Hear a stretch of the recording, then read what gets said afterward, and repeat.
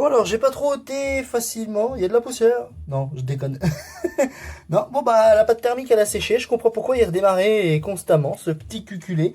Et bah voilà, donc du coup bah je vais nettoyer tout ça et remettre de la pâte thermique, mais avant tout faut que je finisse de dépoussiérer. Je vous ai passé voir, mais je sais pas si vous voyez au niveau des condensateurs, il y a un peu de crasse. Voilà.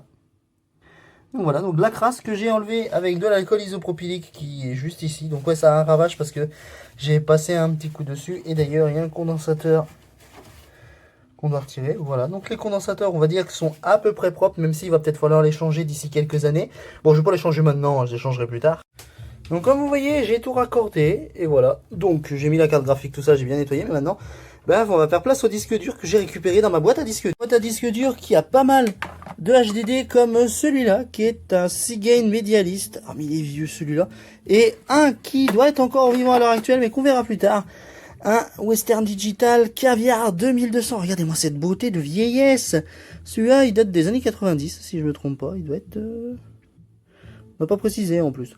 Bon, on n'est pas là pour voir celui-là, hein, on les verra un autre jour, ceux-là. Bon, alors, pour tout vous dire, ça tombe bien. Les deux disques durs sont bien détectés. Hop, je dézoome quand même, parce que ça sert un peu à rien. Donc, un disque dur de 20 Go des années 2000. Et hop, hop, hop, un disque dur de 320 Go. Donc là, c'est pour mettre 2-3 petites données dessus, pour voir vraiment ce que vaut ce PC. Je vais essayer de le tester un petit peu plus en détail.